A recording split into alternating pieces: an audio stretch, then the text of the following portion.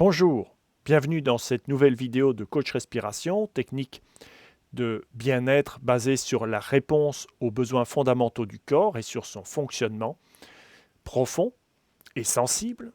Aujourd'hui, je vais vous parler des légumineuses.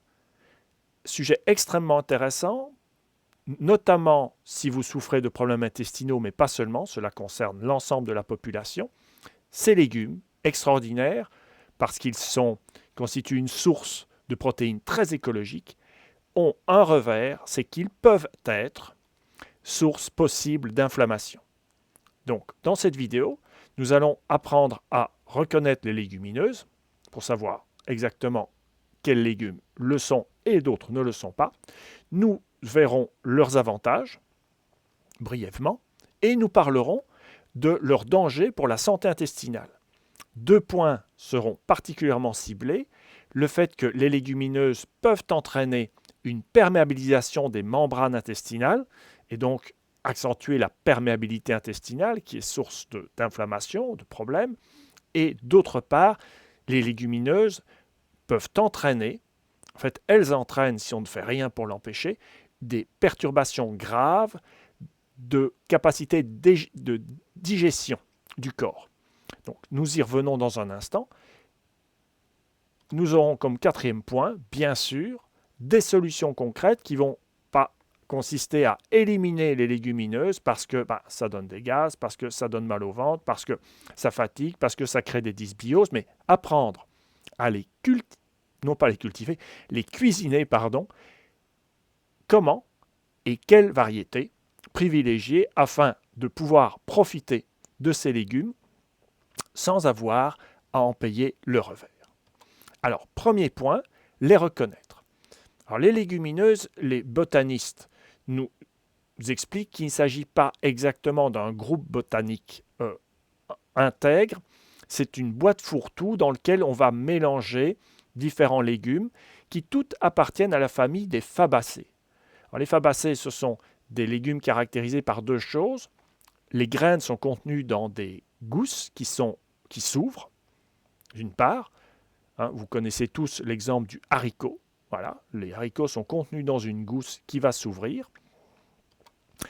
Et d'autres caractéristiques, les fleurs des légumineuses ont une forme de papillon. Et autrefois, on appelait cette famille la famille des papilionacées pour cette raison. Nous n'allons pas parler des fabacées dans cette vidéo parce que c'est bien compliqué. Nous allons continuer à considérer qu'il s'agit de légumineuses, mais nous écrirons le mot le plus souvent entre guillemets pour cette raison. Donc ces fameux légumes qui s'ouvrent, que les latins appelaient légumènes et qui donnent les légumineuses, eh bien, concrètement, de quoi s'agit-il? Eh bien, on a parlé du haricot, c'est aussi les lentilles, le pois et les pois et les pois chiches, le soja et les arachides. Alors c'est très intéressant ces deux dernières espèces, parce qu'on y pense peu souvent.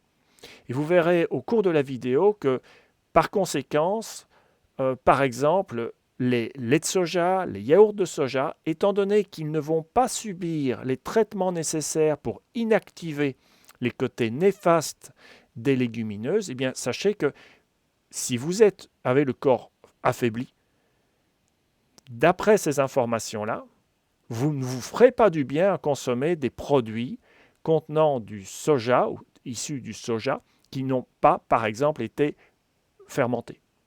Donc les yaourts de soja, le lait de soja ne sont pas les amis des intestins abîmés. Parce que nous allons voir les raisons précises, mais il s'agit d'une légumineuse et on ne peut pas consommer des légumineuses qui n'ont pas été suffisamment transformées au niveau préparation culinaire. Pareil pour les arachides, le beurre de cacahuète, c'est du beurre d'une légumineuse. Certes, les arachides ont été torréfiés, mais cela ne garantit pas forcément la destruction de l'ensemble des facteurs agressifs par rapport aux intestins.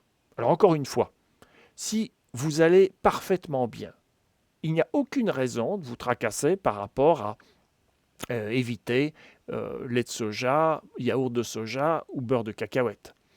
Simplement, si vous êtes fragile, sachez que vous allez recevoir là des conseils qui vous permettent d'éviter que votre corps pâtisse de certains stress que vous lui soumettez, que vous lui imposez, pardon, sans que vous vous en rendiez compte. Alors, continuons cette exploration des légumineuses en parlant de leurs avantages. Parce qu'il n'en aurait pas, on pourrait se dire, finalement, mangeons autre chose. Ce serait extrêmement dommage. C'est la seule famille de légumes couramment cultivés qui sont capables de produire en grande quantité des protéines. Ces protéines sont très écologiques parce qu'elles ne dépendent pas d'apports en azote au niveau des cultures, et donc il n'y aura pas nécessité de faire de ce type d'épandage d'engrais, parce qu'elles ont la capacité, grâce à des petits nodules présents sur leurs racines, de fixer l'azote atmosphérique, l'azote de l'air, et de l'utiliser au niveau de leur métabolisme pour produire des protéines. L'impact carbone d'une préparation à base de légumineuses pour faire un steak végétal, une purée végétale, etc., est bien plus faible que la consommation de viande, que ce soit de la volaille ou des viandes rouges. Donc il y a un intérêt écologique extrêmement important, et dans le monde de demain où nous sommes de plus en plus nombreux, il est évident qu'il sera impossible, si c'était le choix de la société, que tous mangent autant de viande qu'on le fait aujourd'hui. Ne serait-ce que pour prendre soin de la Terre, cette planète qui nous porte, consommer des légumineuses, cultiver des légumineuses, c'est malin, c'est respectueux. C'est un grand avantage. Leur deuxième avantage, c'est qu'elles peuvent servir de base de recettes délicieuses et nourrissantes. Il faut savoir les consommer, mais les légumineuses, par exemple les haricots, ce n'est pas que du cassoulet, ce n'est pas que du pois chiche. Je vais vous parler par exemple du houmous, qui peut être délicieux lorsqu'il est bien préparé, à condition de le rendre digestible. Et ça, c'est la suite de la vidéo. Mais vraiment, j'attire votre attention sur le fait que les légumineuses permettent de faire tout ce que vous voulez. Vous pourriez faire des gâteaux, vous pourriez faire des copies de steaks végétaux, vous pouvez faire des purées, des sortes de hachis, vous pouvez faire des sortes de gratins absolument savoureux, et personne ne pourrait dire que, tiens, ce mélange, c'est juste des légumes, tellement cela peut être savoureux. Alors, le danger pour la santé intestinale, eh bien, nous allons voir ce qu'en dit la science. En coach respiration, nos sources sont scientifiques.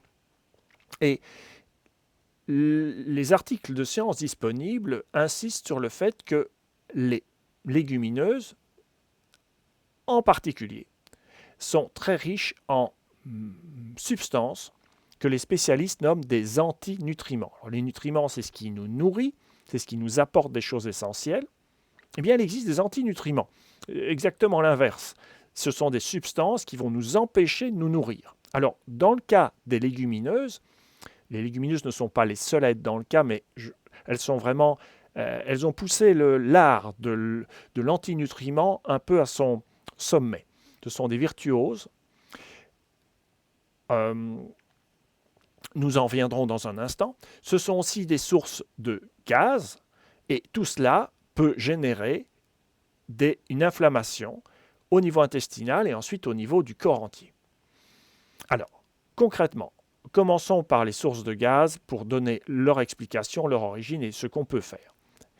Ces gaz viennent d'une raison précise. Un jour, quelqu'un m'a dit « Oui, c'est la faute à Starkey Hutch ». Alors, c'était un système mémotechnique que j'avais donné. Non, ce n'est pas Starkey Hutch qui donne les gaz lorsqu'on consomme des légumineuses, mais deux sucres qui ont des noms qui leur ressemblent un tout petit peu, à savoir le sticose et le raffinose. Alors, regardez, les formules, elles aussi ont de l'allure. Ce sont des sucres courts, ce sont des petits sucres. Mais il n'empêche que notre corps est imparfaitement équipé pour les digérer. Et donc, lorsque vous les mettez dans votre intestin, Eh bien, ce qui se produit, c'est que ce sont des bactéries qui se chargent de passer à table. Et en les digérant, elles produisent des gaz et donc des ballonnements ou des flatulences. Vous ne pouvez rien y faire. Si ces sucres arrivent à l'intérieur de vous, ça va être très complexe de vous en sortir indemne, de ce point de vue. Sauf qu'il y a une parade, et ce n'est pas juste une parade de sagesse populaire, il y a vraiment des tests faits par des scientifiques qui établissent un effet tout à fait notable. Il faut faire un trempage au frigo de 24 heures avec du bicarbonate de soude, donc c'est pareil que le bicarbonate de sodium, et rincé. Alors je détaille. Pourquoi au frigo? Parce que si vous mettez des légumineuses dans de l'eau à température ambiante, on va dire 20 degrés, et que ces légumineuses ne sont pas vivantes, certaines risquent de, enfin les graines qui sont mortes risquent de pourrir. Donc soit de se putréfier, soit de fermenter, ce n'est pas le but. D'autre part, il se peut que ces graines contiennent sur leur enveloppe des bactéries et que ces bactéries prolifèrent si vous leur offrez, comme ça, un véritable milieu de culture, un paquet de haricots ou de fèves ou de lentilles qui est là à 20-25 degrés en train de cocoter. Et ces bactéries, si elles prolifèrent et que vous n'arrivez pas à rincer suffisamment ensuite, risquent de vous rendre malade lorsque vous allez consommer ces légumineuses. Donc, on place les légumineuses dans de l'eau. Pas juste un petit peu d'eau, il faut vraiment qu'elles baignent complètement. On place ce récipient au frigidaire pour éviter la prolifération bactérienne et on met dans cette eau du bicarbonate de soude et dans les publications que j'ai lues, ils utilisaient le dosage de 50 grammes de bicarbonate de soude par litre. C'est assez conséquent. Donc ce n'est pas juste une petite cuillère à café, je vous dirais de mettre 3 cuillères à soupe de bicarbonate de soude par litre d'eau de trempage. Vous faites ainsi tremper minimum 12 heures, 24 c'est encore mieux. C'est encore mieux si vous changez l'eau de trempage à mi-parcours. Donc, premier trempage à 12 heures, de 12 heures, deuxième trempage de 12 heures.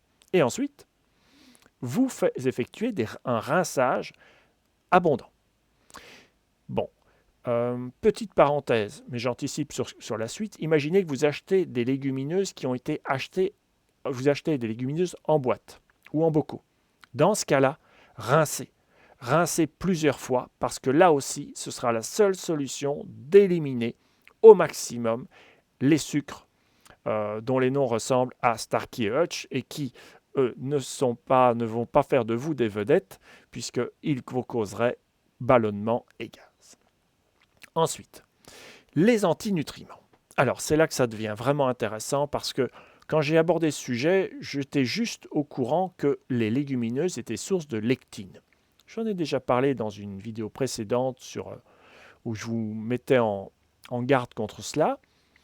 Ici, on entre dans le détail et je découvre en fouillant la littérature, c'est toujours comme ça quand on s'intéresse à un sujet en profondeur, on apprend des choses.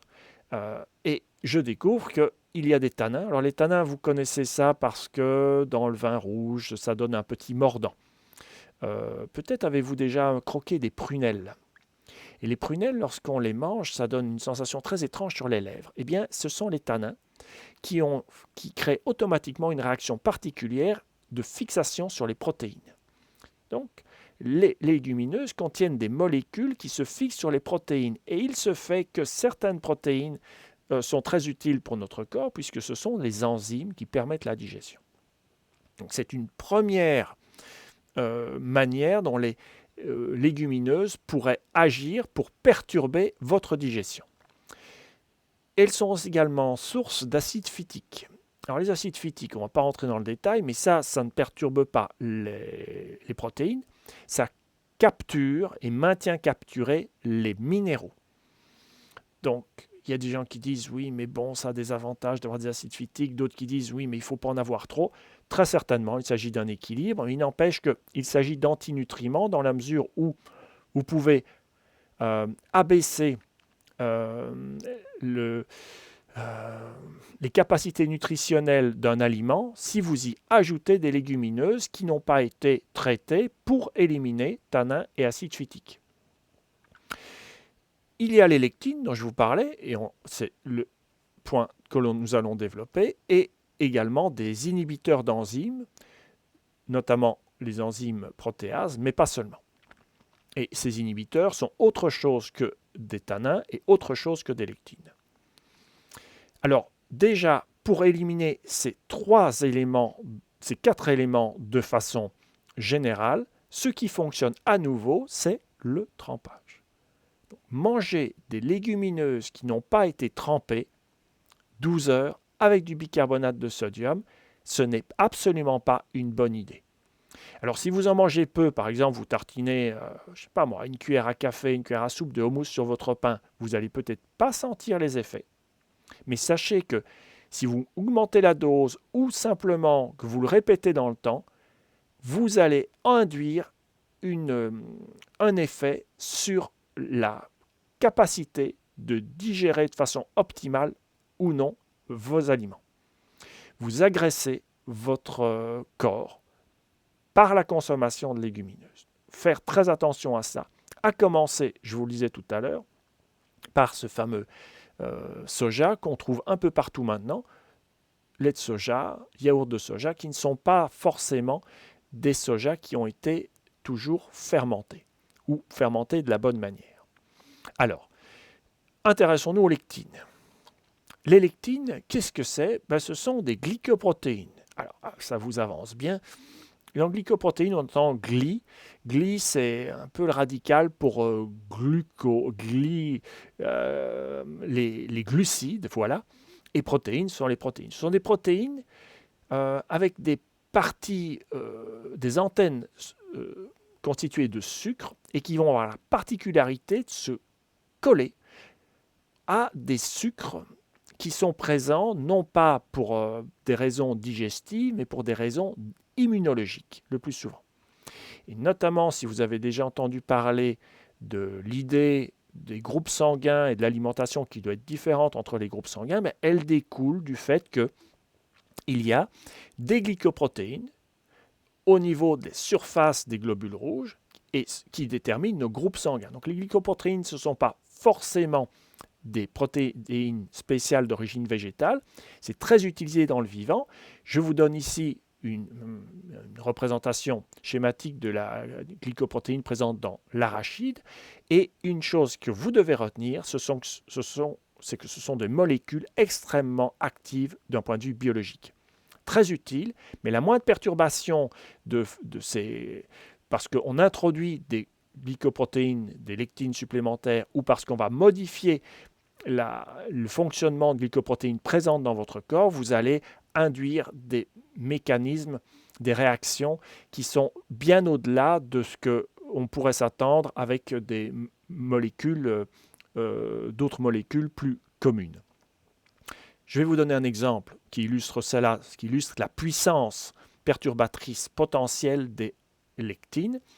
Alors, je vais vous parler du ricin, qui n'est pas une légumineuse, mais cette plante, qu'on trouve d'ailleurs abondamment dans les ronds-points des villes, et je trouve ça un peu fou, vu que quelques graines simplement de ricin peuvent anéantir, tuer un adulte, c'est quand même quelque chose d'un peu curieux qu'il y ait une plante aussi toxique potentiellement dans les espaces publics, c'est une parenthèse, eh bien, on peut tirer du ricin la ricine. Normalement, la ricine est absolument insoluble dans les huiles, donc quand vous utilisez de l'huile de ricin, vous n'avez pas ce problème.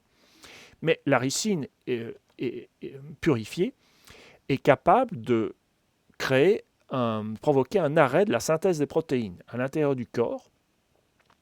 Et il faut savoir que la dose létale par inhalation est de 3 à 5 microgrammes par kilo. Alors, je ne sais pas si vous voyez ce qu'est un microgramme, mais bon, 1 gramme, vous voyez, c'est le poids d'un millilitre d'eau. Pas grand-chose, c'est 1 centimètre cube d'eau. 1 milligramme, c'est 1000 fois plus petit qu'un millilitre d'eau. Et là, nous sommes à 1 millionième de millilitre d'eau. Le poids d'un millionième de millilitre d'eau de ricine, s'il est inhalé, pour une personne de 1 kg, bon, faut à votre poids, peut entraîner la mort. C'est une illustration de la puissance extraordinaire, la puissance de perturbation biologique extraordinaire des lectines. Alors, nous allons maintenant nous intéresser aux lectines de légumineuses. Nous allons utiliser deux sources. Je vous mets ici un des articles que j'ai utilisés et dont le titre était « Est-ce que les lectines causent des maladies ?» Intéressant.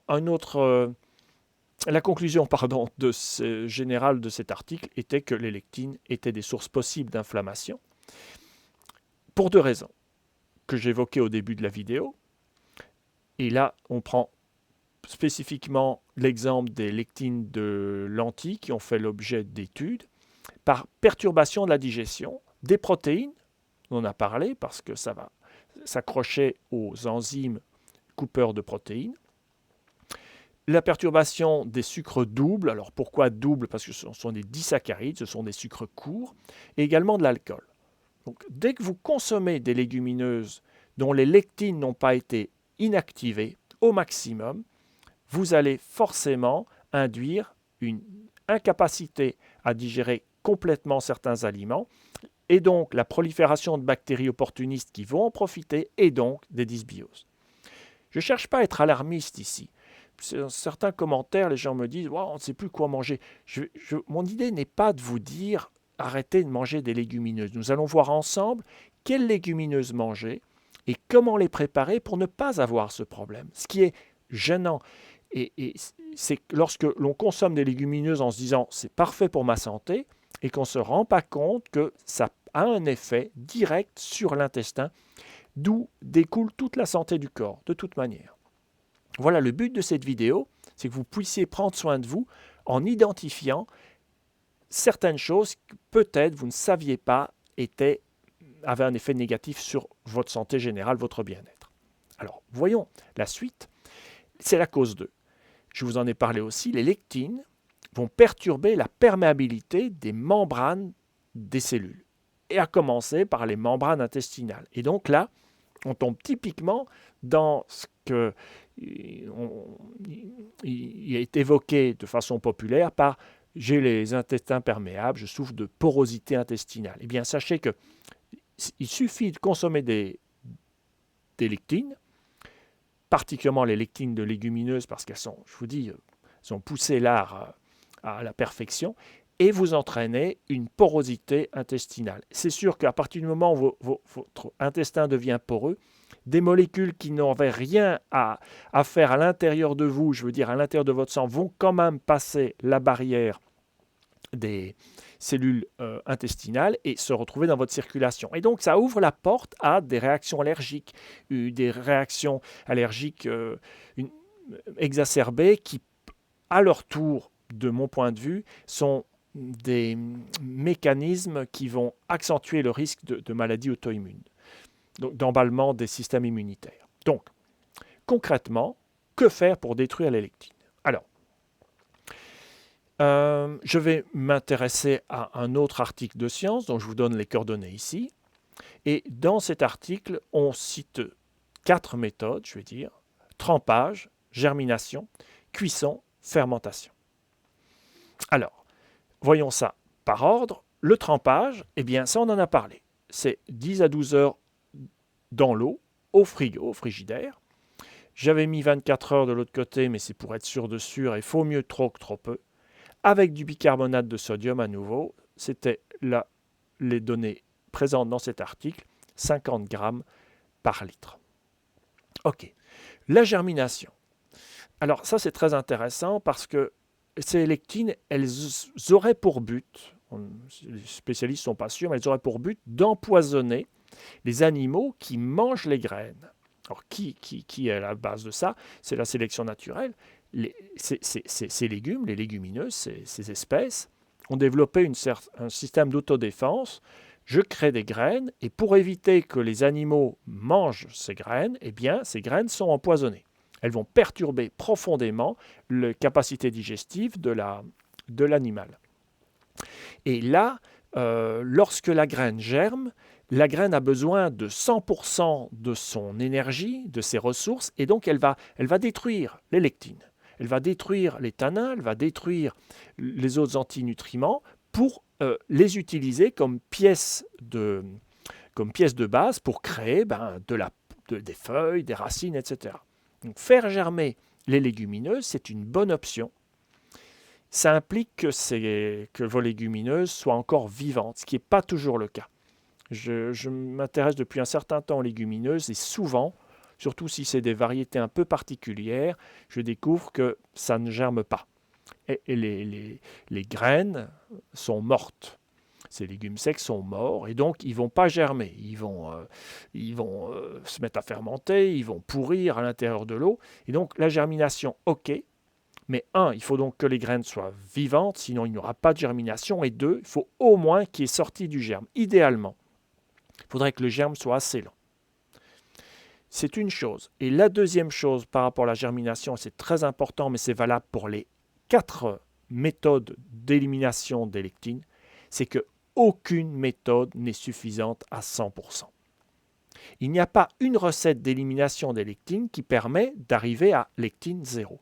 Donc ne vous dites pas, ok, mes légumineuses, je les ai fait germer, je peux les manger crues, ou je peux les manger insuffisamment cuites. Ça ne fonctionne pas comme ça. Vous allez vous créer des soucis intestinaux. Le point suivant, justement, c'est la cuisson. Et une règle que vous retrouvez dans tous les articles de science qui se sont intéressés au sujet et qui parlent de façon concrète, c'est qu'il ne faut jamais cuire des légumineuses à la mijoteuse. Donc ça ne se mange pas cru et ça se cuit. Ça se cuit à 100 degrés, c'est-à-dire dans de l'eau qui bout et pas juste mitonner pour essayer de sauver des vitamines ou que sais-je. Avec les légumineuses, l'option que je propose, c'est de les considérer comme une source de protéines, de minéraux. Vous n'arriverez pas à détruire les minéraux ou les protéines avec de la chaleur. Par contre, c'est vrai que vous allez détruire les vitamines. C'est vrai. Et les antioxydants. C'est vrai. Mais trouvons-les ailleurs. Par contre, faisons en sorte que ces sources de protéines, qui sont irremplaçables dans leur genre, et ces sources de minéraux, parce que c'est bien minéralisant, ces légumineuses, eh bien, faisons en sorte qu'elles ne soient pas associées à des antinutriments. Donc, on cuit les légumineuses, et dans les publications par rapport aux lectines, il vous est dit de faire bouillir au moins, et je vous donne différentes durées, pour les lentilles vertes, 20-30 minutes, les haricots rouges, au moins 30 minutes, les haricots blancs, 45 minutes à 1 heure, qui fait cela? Les fèves, 30 minutes. Ça, ce sont des données scientifiques, notamment issues de spécialistes danois qui ont pour pôle d'excellence l'étude des lectines. Donc, est-ce que ces techniques permettent d'éliminer 100% des lectines? À nouveau, non, mais elles vous abaissent le seuil de lectine à des niveaux qui deviennent acceptables pour ne pas être perturbés, même si vous avez une fragilité intestinale. La quatrième option est la fermentation. Et j'ai vu dans beaucoup de sites internet que c'était présenté comme une technique miracle qui éliminait les lectines. Et il est vrai qu'il y a une publication qui dit que 72 heures de fermentation permet de réduire les lectines à une chute de 98% au niveau de la teneur dans les graines. Le petit souci qui n'est jamais précisé dans ces informations, c'est que cette fermentation doit avoir lieu à 42 degrés. Ce n'est pas une fermentation tranquille, à température ambiante. Faire fermenter des légumineuses, c'est-à-dire des graines très riches en protéines, à 42 degrés pendant 72 heures, vous risquez d'avoir de la putréfaction. Ou alors vous avez salé tellement l'eau que ce ne sera pas consommable comme tel. Donc, moi je dis que c'est vraiment dangereux d'utiliser la fermentation en conditions domestiques pour éliminer les lectines. Après, vous pouvez faire fermenter à plus basse température. C'est une étude s'y est intéressée, mais alors la réduction des teneurs en lectine est beaucoup plus faible. Donc faites attention aux fausses pistes. La fermentation, c'est dans certaines conditions très particulières qui ne me semblent pas être possible de mettre en place de façon sécurisée, juste en petite quantité chez soi. Ce que je vous disais, c'est que, hélas, que ce soit le trempage, la germination, la cuisson, la fermentation, ces techniques n'agissent pas à 100%. À partir de là, moi j'ai fait des essais pour essayer de pouvoir consommer par exemple du pois chiche et faire du houmous qui ne me dérangeait absolument pas, même si j'en mangeais beaucoup, même si j'en mangeais régulièrement. Et effectivement, je n'y suis pas arrivé. Malgré toutes ces mesures, ça a été compliqué, sauf si je faisais cuire les pois chiches très longtemps, et je vais vous le dire avec une autre manière. On en parle dans un instant. J'ai plongé alors dans de nouveau des textes de sciences, et comme je vous avais parlé de cet article avec des chercheurs danois, par chance, je suis tombé sur un site de conseil alimentaire, la sécurité alimentaire du gouvernement danois, qui a certaines pages qui semblent avoir été rédigées par ces spécialistes. Ces spécialistes y faisaient écho, en tout cas dans une de leurs publications. Et dans cette source, j'ai découvert une donnée extrêmement intéressante. Ce spécialiste a identifié 3 espèces de légumineuses qui sont extrêmement pauvres en lectine. Et je n'avais trouvé cette information nulle part ailleurs dans les articles sur le sujet, les articles, non pas de science, mais les articles de vulgarisation. Donc je vous donne là 3 espèces de légumineuses qui sont très pauvres en lectine. La solution, formidable. Donc, il s'agit, première espèce, des haricots azuki. Aussi parfois écrit Azuki, c'est japonais. Je vous donne le nom d'espèce et c'est vraiment une légumineuse très intéressante. La deuxième, il s'agit des haricots mungo, aussi appelés ambériques vertes. Si je me souviens bien, celles-là sont produites plutôt actuellement aux États-Unis. Et je vous donne à nouveau le nom d'espèce. Une autre légumineuse donc qui contient très peu de lectine, extrêmement intéressant. Et le troisième, qui de mon point de vue est le plus facile à trouver dans les magasins normaux, il s'agit de du haricot à œil noir, aussi appelé corny, aussi appelé niébé, aussi appelé dolique à œil noir. Et je vous donne le nom d'espèce et le nom de sous-espèce pour que vous n'ayez aucun souci à le retrouver, à l'identifier correctement si vous trouvez à en acheter. Ces 3 espèces ont pour caractéristique d'avoir donc très peu de lectine. Alors, pouvons-nous dire que l'école de coach respiration a vaincu le dragon lectine? Eh bien, pas encore. Pas encore, et c'est l'une des découvertes que j'ai faites, des informations sur lesquelles je suis tombé en préparant ce sujet. J'ai découvert, mais nous en avions parlé tout à l'heure, que les légumineuses, c'est une source d'antinutriments parce qu'il y a des tanins, de l'acide phytique, des lectines et des inhibiteurs d'enzymes. Je l'ignorais totalement. Et c'est une des caractéristiques des légumineuses. Même si vous vous débarrassez des lectines, en fait, il y a une autre catégorie de substances qui est encore plus résistante et qui est capable, quant à elle. Alors, ne paniquons pas avec ce panneau, regardons ensemble.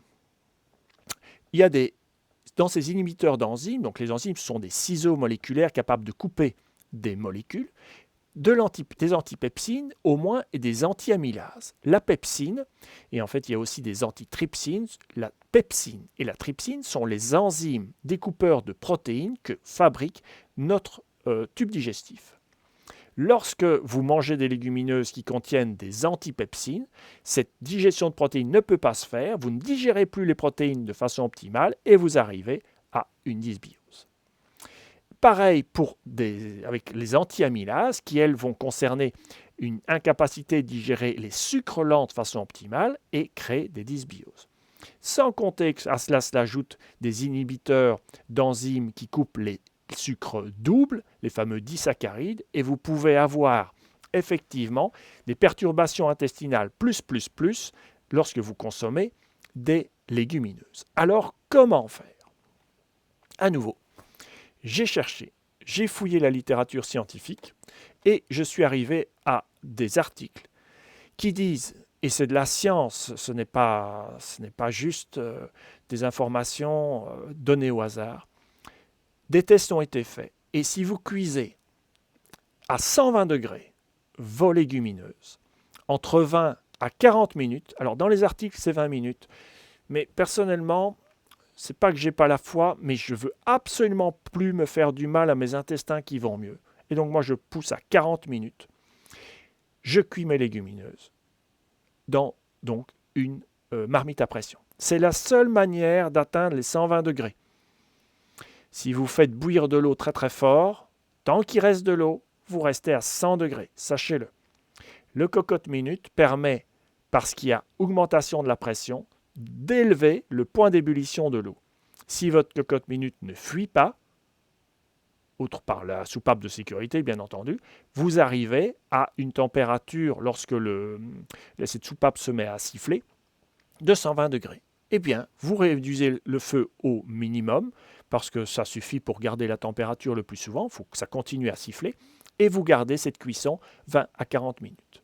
Là, si vous avez pris vos légumineuses, que vous les avez rincées, que vous les avez trempées, une fois et idéalement 2 fois, tout cela au frigo, que vous avez rincé à nouveau et que vous les cuisez, vous allez avoir tous les avantages des légumineuses sans leurs inconvénients.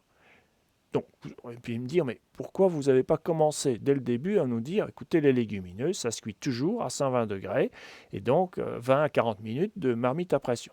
C'est vrai que j'aurais pu faire ça, mais je ne l'ai pas fait parce que ça concerne non pas les lectines dont tout le monde parle, mais d'autres antinutriments qui sont des inhibiteurs d'enzymes spécifiques. Alors, revenons encore une fois, parce que j'insiste là-dessus, sur les légumineuses que nous avions citées. Cette technique de cuire à haute température va convenir pour, bien sûr, les haricots, les lentilles, les pois chiches, et puis, je ne sais pas moi, les fèves par exemple. Par contre, à nouveau, ce ne sera pas le cas de votre beurre de cacahuète, ce ne sera pas le cas de votre lait de soja, ce ne sera pas le cas de vos yaourts.